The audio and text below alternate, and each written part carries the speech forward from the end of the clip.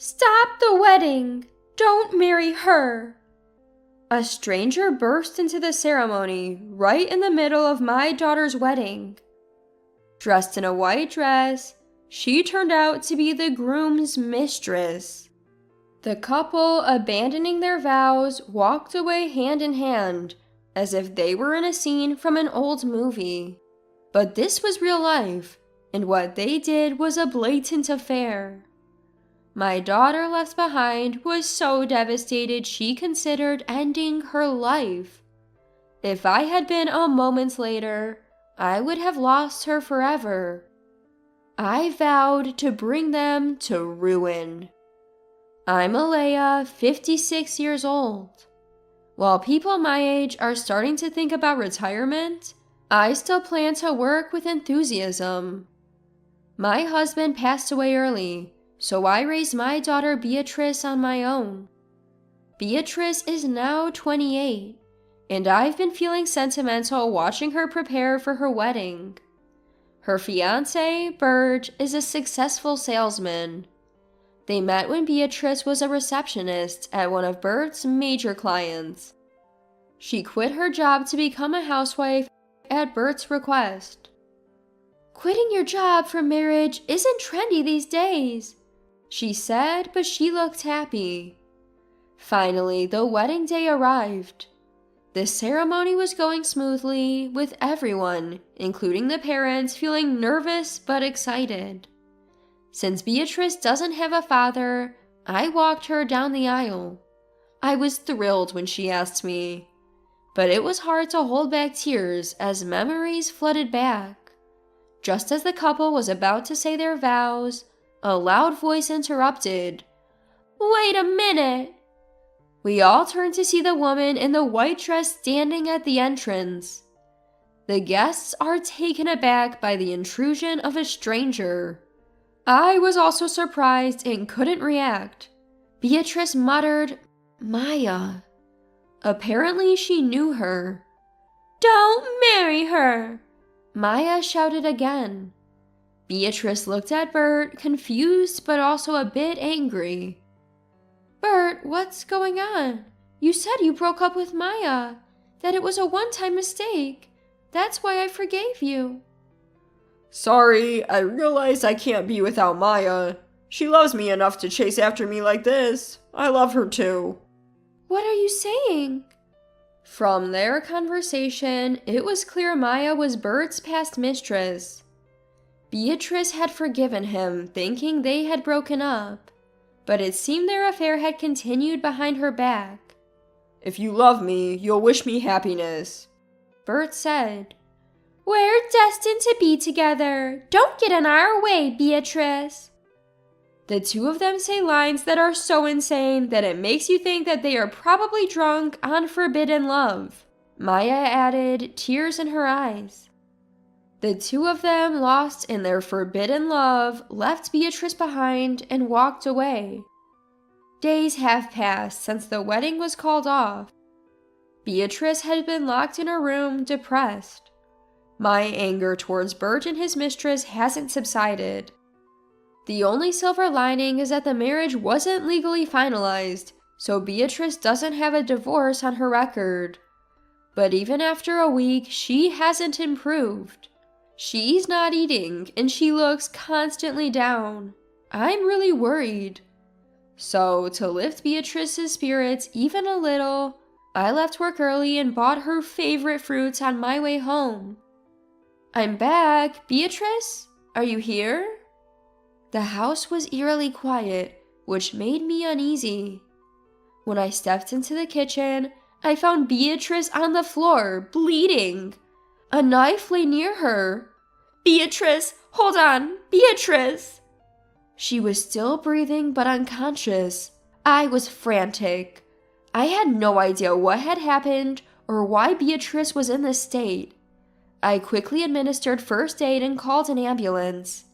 I also called the police, thinking she might have encountered a robber. When the doctor said, "She's going to be okay, thanks to your quick first aid," I felt so relieved I almost collapsed. I was grateful for the medical staff's timely intervention. I thought all that was left was for the police to catch whoever had hurt Beatrice. But when she regained consciousness, she said, "Send the police away." "What are you talking about? If you were involved in an incident, we need to report it for your safety." "No, Mom, I did this to myself." "What?" I couldn't believe my ears. But Beatrice's downcast, tearful eyes told me she wasn't joking. "I was betrayed by Bert, even though we were about to get married. I felt pathetic for not realizing it." "But you did nothing wrong, Beatrice." "I know, but I quit my job, remember? Bert wanted me to be a housewife." Beatrice had let that man disrupt her life plans. Another reason I couldn't forgive him. Tears finally spilled from her eyes. "I don't know what to do now. I hate being a burden to you, Mom." "You're not a burden. You're my precious daughter." My heart ached seeing Beatrice unable to stop crying. My anger towards her fiance and his mistress intensified. I had no intention of forgiving them, and now my resolve was stronger. Even if they cry and apologize, I will never forgive them. I had made up my mind, but I didn't show it for now and told Beatrice as gently as I could, "Promise me you'll never do something like this again. Beatrice, I don't mind taking care of you, but I can't bear the thought of losing you forever." Beatrice nodded slightly. "And you don't have to suffer anymore, because their lives are about to be over." Beatrice tilted her head, puzzled. I smiled at her. 3 days later, I was in a conference room at the company where Beatrice used to work. Bert and his boss, the sales manager, were about to arrive. "Today, I'll settle this. Be prepared." The sky outside the window was clear and uplifting. It felt like even the sky was cheering me on. Soon, Bert and the sales manager entered the room. "What? Why are you here?" Bert was shocked to see me, which was understandable. He had been summoned by an important client for an important discussion, only to find me there. "Hey, don't be rude." "But boss, she's an outsider." The sales manager scolded Bert, who looked increasingly confused. "An outsider, you say? This person is." "It's fine, let's get to the point. Please have a seat." I interrupted the sales manager and took a seat at the conference table, gesturing for the two men to sit across from me. "I'm the one who called both of you here today."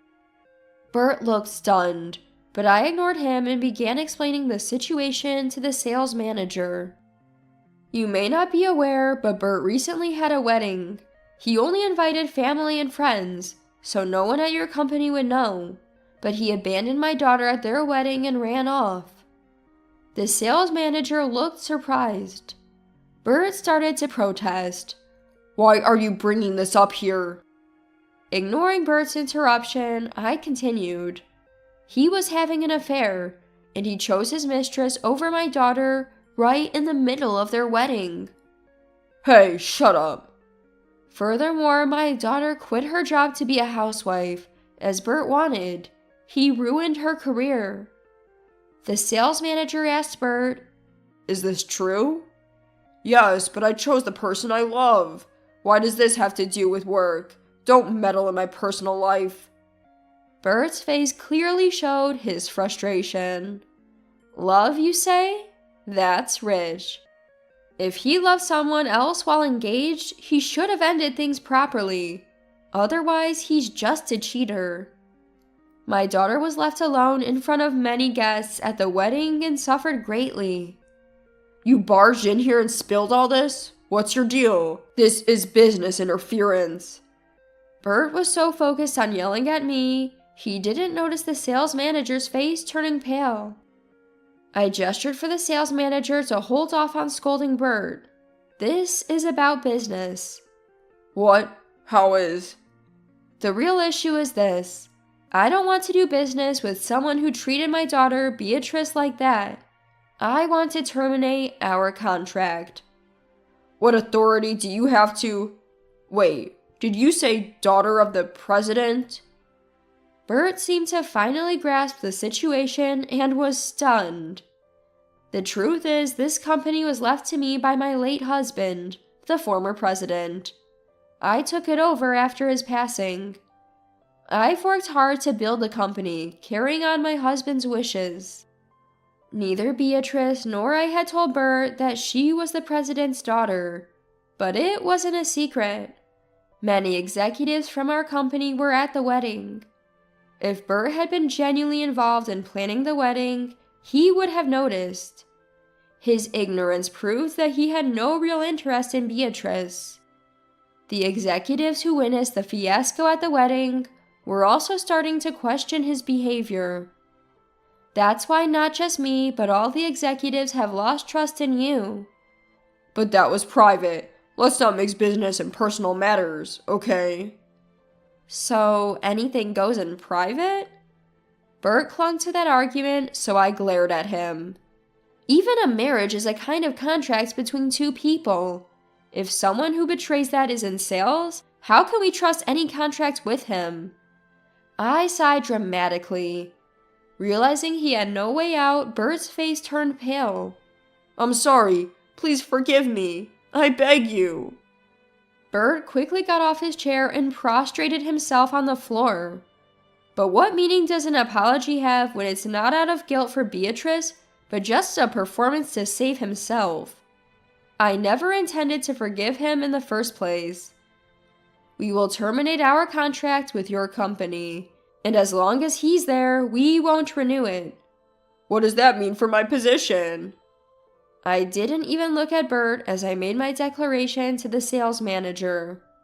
Stunned, Bert must realize his days as a top salesperson are over. Besides, since that wedding fiasco, my team and I have been in talks with other companies. So, cutting ties with Bert's company won't be an issue for us, but it will be a significant blow to them. I can easily imagine what will happen to Bert, who caused all this. Also, I had an investigation done on his mistress. Turns out she's not someone who would make him happy in the long run. By the way, I thought you should know. Her name is Maya, right? Did you know she doesn't work? Yet she seems to spend a lot of money and even has debts. What? What are you talking about? As I suspected, Bert knew nothing and looked shocked. Maya is with Bert because he has a stable income and is willing to spend it on her. She's after his money. If Bert loses his job, or even just sees a decrease in income, both will struggle financially. They're not the type to support each other through hard times, so a breakup is inevitable. And one more thing. Do you know that Maya is pregnant? What? Really? Bert looked up, surprised. Clearly, he didn't know. From his slightly happy expression, I could tell.